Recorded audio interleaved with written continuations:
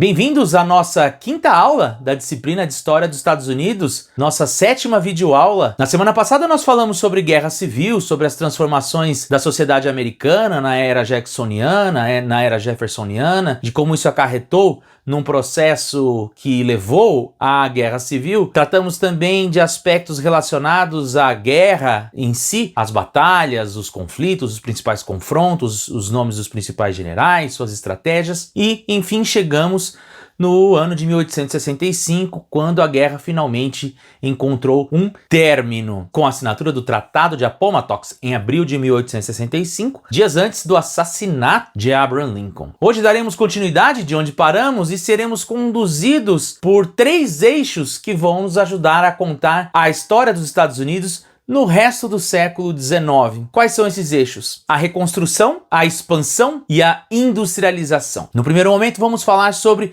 o que foi chamado de Reconstrução do Sul, um processo que tomou aproximadamente 10 anos da história dos Estados Unidos na tentativa de implementação de uma sociedade mais igualitária no Sul, o que nós veremos que não teve muito sucesso. Na expansão vamos falar sobre a ida para o oeste, não apenas sobre ela, mas sobre a ocupação do território norte-americano, incluindo também o centro-oeste. E por fim, como esse movimento para o oeste, mas a ocupação de todo o território norte-americano, levou a uma inexorável transformação da sociedade americana num modelo industrial que faria com que os Estados Unidos, no final do século XIX, fosse a nação industrial mais importante do mundo. Como sempre, a aula de hoje tem um texto como base. Na verdade, são 2 capítulos do livro do Pierre Melandri intitulado História dos Estados Unidos desde 1865. É uma edição portuguesa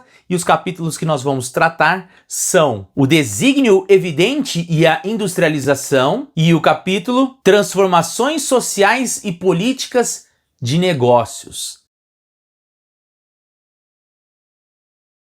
A morte de Abraham Lincoln fez com que ascendesse ao poder um político sulista chamado Andrew Johnson. Andrew Johnson era um político que tinha suas relações bastante estabelecidas com as principais lideranças do Sul. E por isso, o processo de recondução e incorporação dos estados sulistas que haviam declarado independência à União foi um processo bastante pactuado e que deu, de certa maneira, sob os cuidados do Andrew Johnson, um reagrupamento bastante conservador. Uma das primeiras atitudes do Andrew Johnson foi nomear governadores biônicos para os estados do Sul, para que eles ajudassem nessa política de recondução e incorporação dos estados de volta à União. Outra atitude tomada por ele foi a de devolver as terras confiscadas a seus antigos donos, ao invés de ceder à pressão de alguns republicanos do norte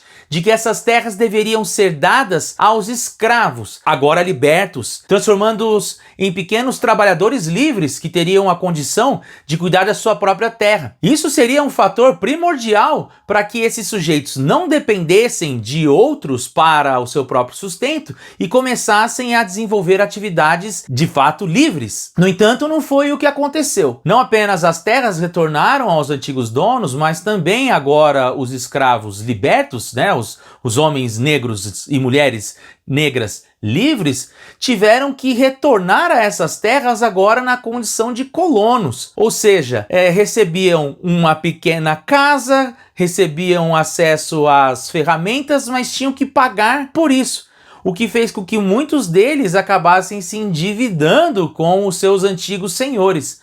E, evidentemente, numa relação nada igual entre eles, uma vez que a abolição da escravidão não garantiu o fim do racismo na sociedade americana do Sul, como a gente pode perceber até os dias de hoje. Aliás, vale lembrar que muitos dos abolicionistas históricos nos Estados Unidos eram também racistas. O próprio Abraham Lincoln era um sujeito que defendia o fim da escravidão, mas que acreditava que os brancos eram superiores aos negros. A verdade é que a sociedade sulista desses primeiros anos, de 1865 a 1867, muito por conta da condução feita pelo Andrew Johnson, levou à construção de um sul muito parecido com o que nós tínhamos antes da guerra. Isso fez com que o norte se opusesse bastante às ideias de Andrew Johnson. Isso é bastante nítido quando a gente olha a relação que ele possuía com o Congresso e os vetos que ele fazia contra as leis do Congresso, que, de uma maneira ou de outra, tentavam avançar leis mais igualitárias para o Sul. Exemplo claro disso é a aprovação da 14ª Emenda de 1866. Nessa emenda estava previsto que todos os direitos estabelecidos pelo Bill of Rights, aquelas 10 primeiras emendas da Constituição, deveriam ser estendidos a todos, independente de sua cor e em todos os estados. Assim, todos os homens, independente de sua cor, passariam a ser reconhecidos dentro de sua cidadania e deveriam ter igual proteção do Estado. Andrew Johnson vetou a 14ª Emenda, sendo derrubado seu veto pela primeira vez na história do Congresso norte-americano em 1866. O mesmo aconteceu em 1867, quando o Congresso aprova o Reconstruction Act, o ato da reconstrução, que ele também vai vetar e o seu veto também será derrubado. O ato da reconstrução dividiu o Sul em 5 distritos militares, exigindo a eleição e construção de novos governos nos estados sulistas e colocando como exigência a participação dos negros no processo da reconstrução dos estados, mas também como condição sine qua non que tais estados, para serem aceitos de volta para a União, devessem também aceitar os termos impostos pela 14ª Emenda. Esse sentimento anti-escravista, anti-sulista, que tinha no Partido Republicano uma causa ainda bastante forte pós a guerra, fez com que, em 68, Ulysses Grant, o general que venceu o Sul, fosse eleito presidente. Assim que Ulysses Grant chega ao poder, os republicanos passam no Congresso a 15ª Emenda. A 15ª Emenda vai falar a respeito da não perseguição e não discriminação de negros no processo eleitoral. Sendo assim, no processo de reconstrução do Sul, nós tivemos a participação de aproximadamente 2.000 negros que trabalharam ativamente em gabinetes e se constituíram como políticos importantes dentro de suas regiões. E isso ficou bastante nítido quando Pinckney Pinchback foi governador do estado da Louisiana em 1873 e depois também foi deputado e senador. Com a participação dos negros no processo eleitoral, os republicanos garantiram também uma maior influência sobre o Sul e passaram a ser o principal partido na região. É claro que nada é tão bom que dure para sempre. Entre 1868 a 1873 é o principal momento de avanço progressista na região Sul, com a eleição de governadores republicanos e também de políticos negros, mas é também um momento em que se inicia uma campanha de difamação contra tais políticos. Não apenas os republicanos, mas principalmente os políticos negros, dizendo que eles eram marionetes ou então corruptos. Essa propaganda de difamação também ganhou espaço na opinião pública, dizendo que o Sul estava sendo obrigado a cumprir as ordens que vinham do Norte de maneira tirana. Já vimos onde isso pode terminar. Mas, de qualquer maneira, fez com que políticos do Partido Democrata começassem a surgir com um discurso de redenção, de que eles poderiam se converter nos principais representantes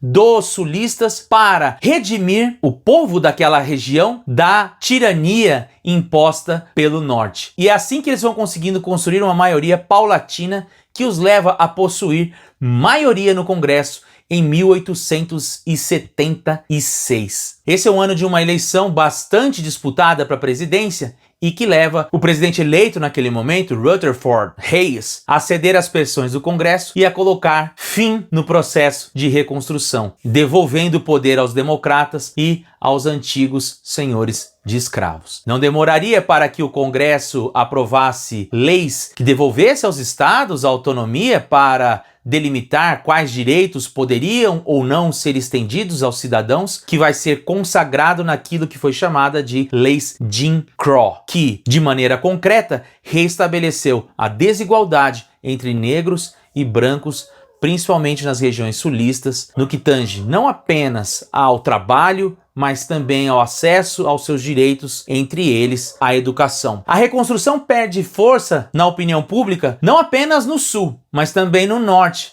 Por quê? Para reconstruir o Sul, foi necessário a implementação de novas taxas. E essas taxas custavam ao bolso dos contribuintes, que achavam que não deveriam pagar por coisas que teriam sido feitas de maneira equivocada pelo Sul. Então a gente percebe que dois elementos acabaram minando a reconstrução do Sul. Por um lado, as taxas, principalmente vindas do Norte, a reclamação, e por outro lado, o racismo, a não aceitação da participação de negros na política vindo do Sul. Não podemos nos esquecer que é em 1866 que a Ku Klux Klan vai ser fundada. E como nós sabemos, ela não é outra coisa senão uma instituição racista de perseguição de pessoas por conta da sua cor. É por isso que em 1876 a reconstrução chega ao final, tendo tido pouco mais de 9 anos de vida, e restabelecendo então a velha ordem no Sul. Se em 1873 os Estados Unidos tiveram o seu primeiro governador negro, o Pinckney Pinchback, o próximo governador negro que os Estados Unidos conheceria viria apenas em 1989, na Virgínia. Como eu mencionei no final do vídeo passado, o fim da Guerra Civil faz com que seja inevitável com que os Estados Unidos conheça uma entrada definitiva a um modelo de Estado mais centralizador, principalmente com a figura do presidente ganhando mais proeminência, mas também um processo inevitável rumo à industrialização. E de certa maneira, esse processo de industrialização está diretamente ligado com o processo de expansão. É claro que o processo de expansão tem início desde o momento da independência, quando os Estados Unidos anexam um território da Inglaterra e começa a ocupar esse território, como é o caso do Ohio. Além disso, a aquisição da Louisiana, como nós comentamos nas aulas passadas, faz com que aos poucos os americanos vão indo em direção ao leste, ocupando principalmente a região ao sul com a plantação de algodão. E aí a expansão da escravidão, como também já comentamos. Porém, já em 1845, essa ida para o oeste começa a ganhar contornos mais complexos no imaginário norte-americano. Essa é mais ou menos a época em que o Texas vai ser anexado aos Estados Unidos e que surge, junto à opinião pública americana, uma ideia de que a missão destinada a este povo por Deus era o de ocupar o território americano, levando não apenas a mensagem, mas o exemplo do povo no processo de expansão da sua civilização. Não sei se vocês vão se lembrar, mas na nossa primeira aula eu disse que no processo de independência, aquela corrente puritanista dizia que a América tinha alguma parte especial no plano de Deus para o mundo. Pois é, agora em 1845 parece que eles descobrem qual é essa parte no plano divino, que é algo que então será chamado de Destino Manifesto, nome dado por um jornalista chamado John Lewis O'Sullivan. A ideia do Destino Manifesto, de que ocupar o território era algo que estava previsto por Deus para os americanos, ganha bastante força no imaginário e acaba fazendo parte da cultura americana nesse processo de expansão para o oeste. De certa maneira, essa ideia de expansão de suas fronteiras como parte do cumprimento de um destino manifesto é algo que lá no final do século XIX vai ser consagrado por um historiador chamado Frederick Turner, que vai se apropriar do destino manifesto para criar uma espécie de teoria historiográfica da expansão norte-americana, associando esse processo de ida para o oeste com um processo de expansão da própria prosperidade do seu povo. Ou seja, que essa expansão para o oeste representou um momento chave na história dos Estados Unidos, em que os Estados Unidos deixou de ser meramente um reflexo, uma continuidade da história inglesa e construiu a sua própria história no mundo. Era a vitória do pequeno trabalhador americano que com seus próprios esforços, o self-made man, construiu a América. Interessante que essa teoria será revista na década de 1960. Assim como a Guerra Civil teve um novo aporte historiográfico que o levou a entender como o início do imperialismo, aqui também a teoria da fronteira vai ser revista. Para a historiografia da década de 1960, então, a teoria da fronteira representava, portanto, um momento de propagação de um ideal branco de civilização às custas do extermínio de indígenas e também sem levar em consideração a importância que os trabalhadores negros tiveram também para a expansão dos Estados Unidos. De qualquer maneira, discussões historiográficas à parte, nós podemos dizer que essa expansão para o oeste se deu em 3 frentes. Claro, não organizadas e planejadas dessa maneira. Mas agora, olhando em perspectiva, nós podemos dizer que a expansão se deu em 3 fases. Quais são essas fases? A primeira fase é justamente marcada pela corrida do ouro, em que as pessoas partiram do leste para o oeste na busca de metais preciosos, na busca por se transformarem ricos da noite para o dia, do sonho dourado. A segunda etapa se dá pela expansão e migração do gado do sul para o norte do meio-oeste e, por fim, um terceiro movimento se dá pela expansão e consolidação dos fazendeiros no meio-oeste norte-americano. Vamos começar pela corrida do ouro.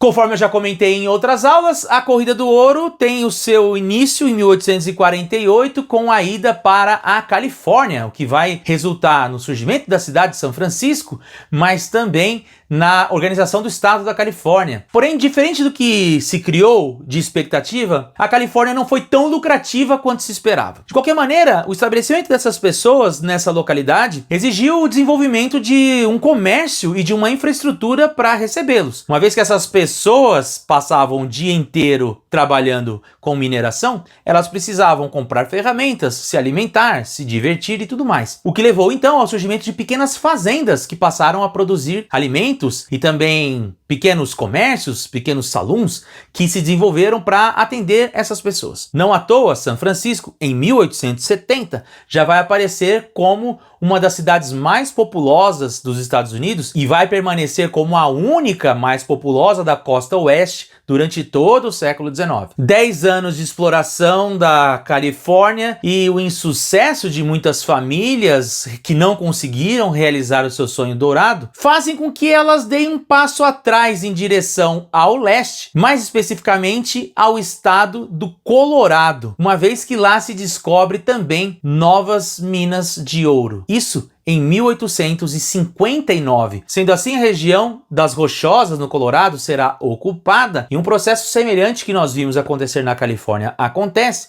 com o surgimento de pequenas fazendas. Todos então estavam ali atrás do sonho de encontrar a sua Golden Nugget, a sua pepita de ouro. Juntamente com o Colorado, outro estado que será ocupado para a exploração do ouro será o estado de Nevada. É nessa época, então, que nós temos aquilo que a cultura pop adora explorar, principalmente na década de 50, que são os filmes de cowboy. Os filmes que retratam a época dos saloons, a época dos aventureiros, dos tiroteios, das prisões, um pouco do que nós vemos em Westworld é nesse período, é nesse momento. Então nós temos Califórnia 1848, Colorado 1859, quando chega em 1875 nós temos a última Big Rush, a última grande corrida em busca de ouro, agora para o estado de Dakota do Sul. Percebam então que cada vez mais as pessoas deixavam o oeste e iam migrando em direção ao leste, ocupando o território do centro norte-americano. Porém, uma das grandes características dessa última Big Rush é que a livre iniciativa, os pequenos trabalhadores, os pequenos aventureiros, não terão qualquer tipo de chance, porque era um território que se encontrava nas colinas negras da Dakota do Sul e que era de difícil acesso à extração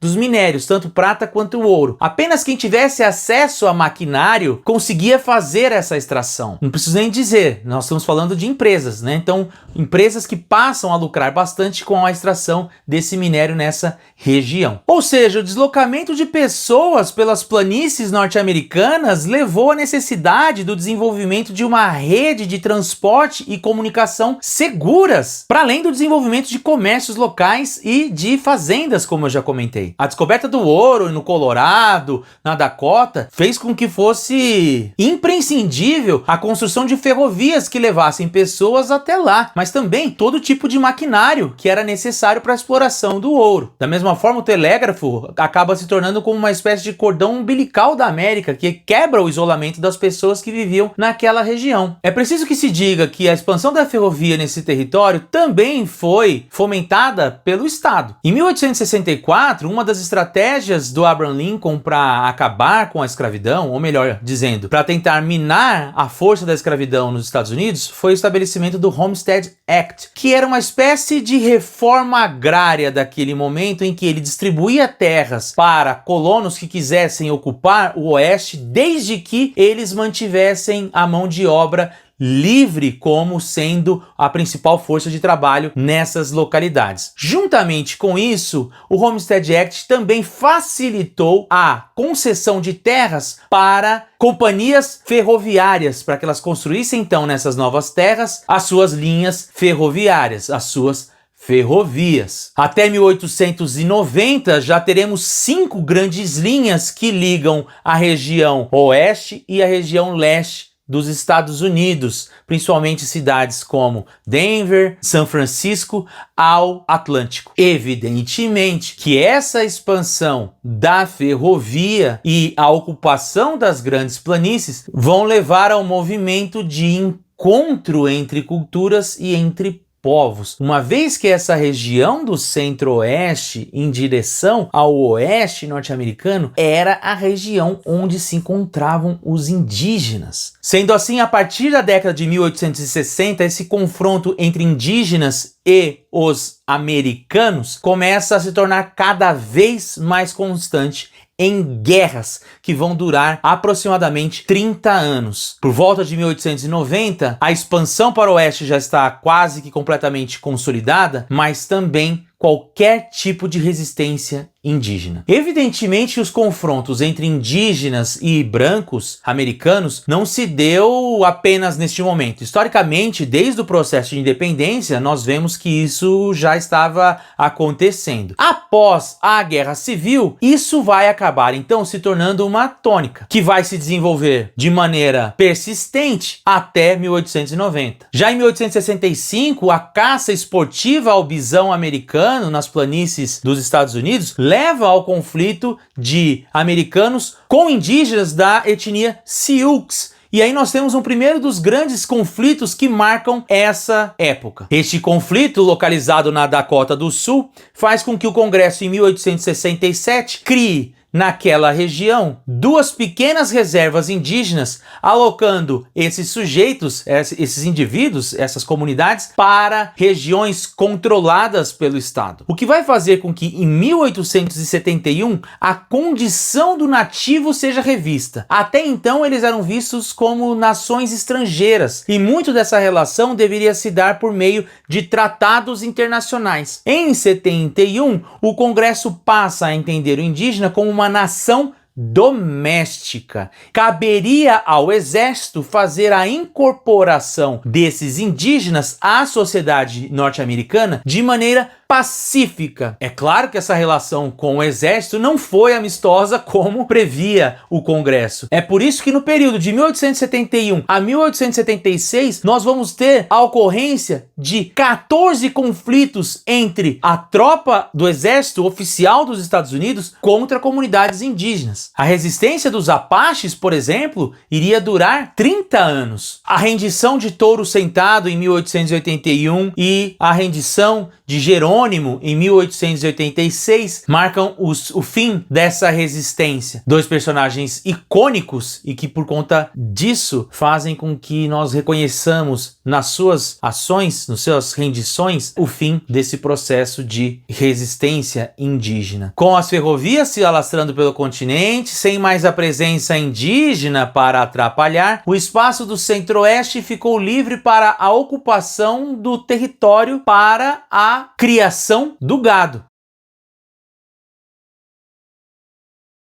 É então que nós vemos o surgimento da segunda fase do processo de ocupação do território americano. Esse território que antes pertencia aos indígenas não será ocupado por pequenos colonos, mas sim por grandes fazendeiros. Essa expansão está associada à existência de uma oferta de gado a um preço bastante baixo na região ao sul de Santo Antônio, no Texas. O preço baixo do gado fazia com que a sua venda para o norte, para a região das Dakotas, fizesse com que os fazendeiros tivessem um lucro de quase 1000%, o que tornava então o negócio bastante atrativo. Já em 1867, a ferrovia ligava o Texas a Chicago, fazendo com que o gado do sul encontrasse um mercado consumidor bastante ativo, uma vez que essa era uma região que se expandia muito por conta da indústria. Chicago vai ser uma das principais zonas de frigorífico do mundo neste momento, rivalizando principalmente com os argentinos. De qualquer maneira, a relação entre gado e ferrovia é bastante estreita, uma vez que as dificuldades no transporte do gado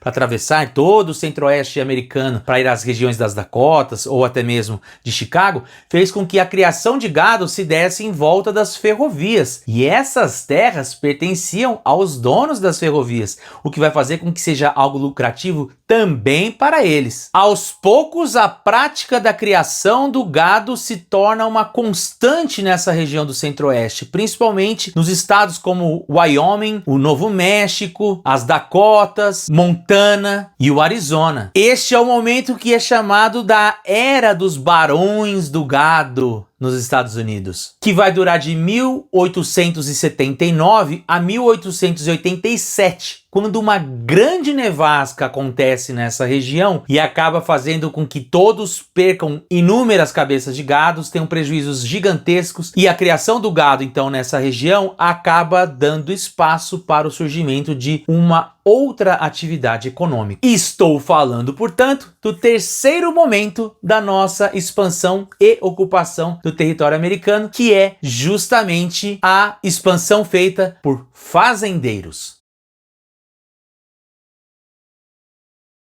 Então, a década de 1880 possuía todas as condições para que os fazendeiros ocupassem essas terras que antes pertencia à criação de gado. Nós já não temos a presença do indígena, o arame farpado tinha sido inventado para a proteção do gado, o que vai fazer então com que as terras dos fazendeiros também possam ser melhor protegidas, e outras técnicas de plantio e de cultivo do solo, uma vez que lá é uma região bastante árida, foram desenvolvidas, o que possibilitou, na década de 1880, fosse possível produzir 20 vezes mais na mesma faixa de terra do que antes se produzia em 1860. Entre essas tecnologias desenvolvidas estão o moinho, o arado, novas máquinas e sementes, cereais mais resistentes. É bom falar que na região do sul houve o desenvolvimento também de universidades e faculdades que investiam no estudo de novas técnicas de plantio, mas também no desenvolvimento de novos tipos de alimentos e sementes mais resistentes ao frio e ao terreno árido. Porém, para encerrar aqui o assunto dos fazendeiros, a gente pode dizer que essa prática do cultivo de cereais e de outros tipos de plantas e alimentos nessa região se torna uma prática que é bastante comum a gente ver até os dias de hoje nos Estados Unidos. Então, nós podemos encerrar essa nossa fase a respeito da expansão e ocupação do Oeste e do território dos Estados Unidos e darmos início então ao nosso terceiro eixo da aula de hoje, que é a industrialização. Se nós tivemos os barões do gado na fase de expansão bovina na região central norte-americana, nós também tivemos, neste mesmo período, o surgimento dos capitães da indústria. Porém, ao contrário dos fazendeiros, dos barões de gado e dos mineradores, esse foi um clube mais restrito, de difícil acesso, porém de negócios mais lucrativos e também mais duradouros. Nomes como Andrew Carnegie, John Rockefeller, e JP Morgan serão figuras carimbadas deste momento, também conhecido como a Era dos Magnatas. A segunda Revolução Industrial, que tem o seu início por volta de 1850, vai viver um verdadeiro boom a partir de 1865, com o fim da Guerra Civil. Em 30 anos, de 1860 a 1890, os Estados Unidos vai se transformar na principal nação industrial do mundo. O que é mais interessante é que já a partir de 1860, os Estados Unidos possuem um modelo próprio de industrialização. E o que explica essa inovação? De certa maneira, essa inovação americana é resultado de um processo de inovação de técnicas industriais que vem desde a época da independência. Se nós formos pensar na época dos boicotes, o que levou a uma nascente indústria norte-americana a desenvolver produtos próprios, com matérias-primas próprias, uma vez que boicotavam as matérias-primas que vinham da Inglaterra, levou ao desenvolvimento não apenas de estratégias de produção, de linhas industriais, mas também o desenvolvimento de novas tecnologias para suprir tais necessidades. A era do good feelings, da expansão tecnológica dos Estados Unidos, mas também o protecionismo do Estado norte-americano em relação aos produtos que vinham de fora, com maior taxações aos produtos que vinham da Inglaterra, fez com que a indústria nos Estados Unidos também se desenvolvesse. E se desenvolvesse de uma maneira diferente da inglesa, porque ela era mais rústica, mas também era mais barata. Isso fez com que ela pudesse concorrer com outros mercados que não eram atendidos pelos ingleses. Além disso, a ausência de mão de obra por conta da utilização da escravidão no sul e por conta da expansão para o oeste, que levava muito do trabalho livre para lá, fez com que fosse necessário a vinda de muitos imigrantes. Esses imigrantes trouxeram acesso a conhecimento para as fábricas e também trabalharam no processo de criação de inovações. Os Estados Unidos vai saltar de 1860 para 1900 de 36 milhões para 70 milhões de habitantes, sendo em sua maior parte imigrantes. Este produto norte-americano, que tinha como característica o preço baixo, apesar de uma baixa qualidade, faz com que se desenvolva dentro dos Estados Unidos uma cultura de consumo também entre as classes baixas. Se antes a ideia do consumo estava muito vinculado a práticas hedonistas da classe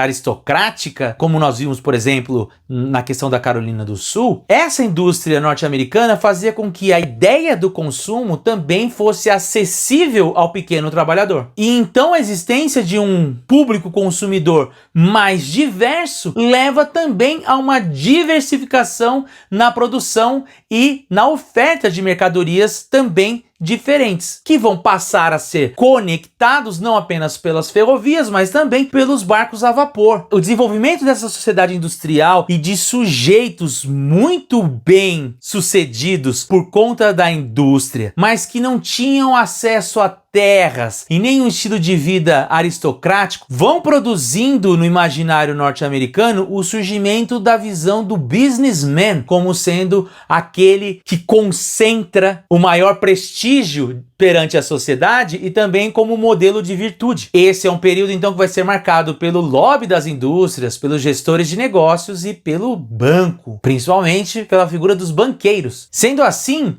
ao final da guerra, neste momento, os Estados Unidos representa para si mesmo um mercado de dimensão continental. Possuía agora um sistema financeiro unificado. Lembrem-se, o final da guerra promove uma centralização do Estado e, com isso, a centralização do sistema financeiro. É nesse momento que vai surgir o dólar, tal qual nós conhecemos, as tais das verdinhas. Então nós vamos ter uma única moeda, um único sistema financeiro e mais um Estado que, a partir de agora, com a criação do Banco Nacional, vai poder fazer empréstimos em larga escala para esses industriais. Após a Guerra Civil, existe a impressão de 450 milhões de dólares em moeda de papel e o empréstimo no volume de 2,6 bilhões de dólares que vai ser usado num primeiro momento para a reconstrução do Sul. A pressão fiscal para que as tarifas se aumentassem após a Guerra Civil aconteceram, uma vez que para reconstruir o Sul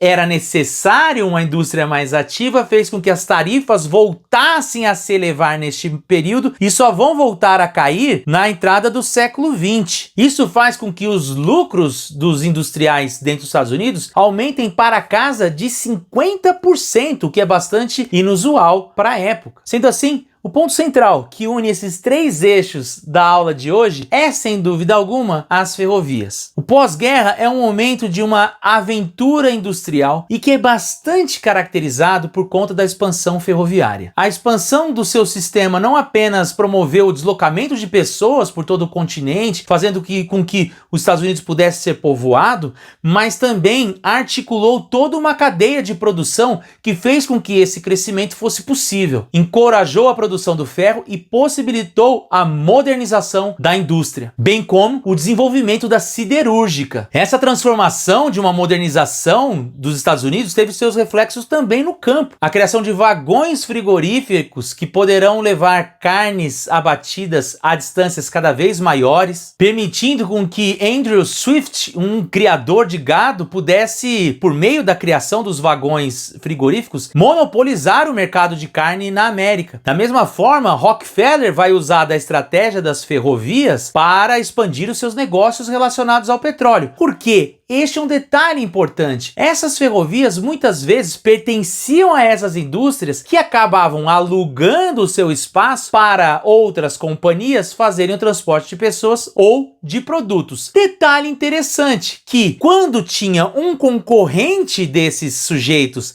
que utilizavam das suas ferrovias, eles poderiam lançar mão da política de aumentos de preços, encarecendo o produto do concorrente e tornando então o seu produto mais viável para o consumo. É o caso do que aconteceu com as empresas de petróleo. Muitas delas que faziam extração do petróleo precisavam escoar essa mercadoria utilizando de linhas férreas de Rockefeller, que acabava cobrando preços mais altos, impossibilitando maiores lucros aos seus concorrentes, fato que o levava depois a comprar tais indústrias. De maneira geral, Eric Hobsbawm fala que a ferrovia representa muito do que foi a segunda revolução industrial, porque você precisa de tudo para que ela funcione. O seu próprio desenvolvimento leva à extração de mais minérios para produzir o ferro, a extração de madeira para produzir as linhas ferroviárias, o desenvolvimento de tecnologias para fazer o transporte ser mais rápido e mais econômico. Enfim, ela por si só gera todo o desenvolvimento de uma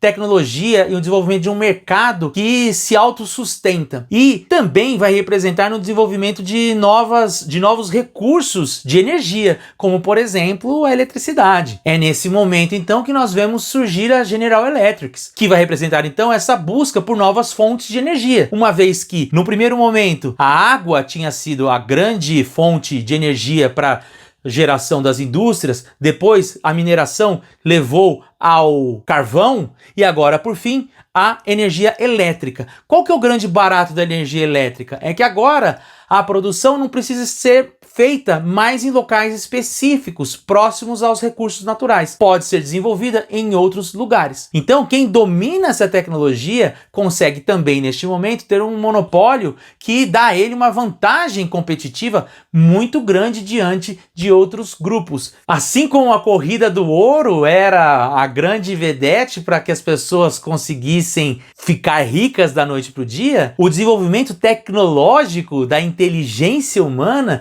também se torna uma das grandes corridas do final do século XIX. Estou falando especificamente da criação de novos produtos, de novas patentes. Nos Estados Unidos vão saltar de 5.000 para 25.000 o número de patentes neste período. Entre essas patentes, essas invenções, estarão o telefone e a lâmpada de filamento. É claro que o desenvolvimento desses monopólios, como é o caso do Swift, do Rockefeller, da General Electric, vai também levar a uma menor concorrência e a existência de menos indústrias que consigam competir com esses sujeitos vão levar também ao surgimento de bancos poderosos, o que vai fazer com que comecem a surgir dentro da opinião pública uma maior insatisfação com relação a este modelo de vida. Então, se num primeiro momento o businessman se torna a completa consagração do self-made man, nesse segundo momento começa a se associar a imagem desses sujeitos à corrupção, a relações espúrias com o Partido Republicano, às relações de compra do Estado por parte dos interesses econômicos, ao grande domínio que esses sujeitos vão ter por conta do seu lobby ao parlamento. Então isso vai dar surgimento a alguns políticos que vão começar a se apresentar como defensores da população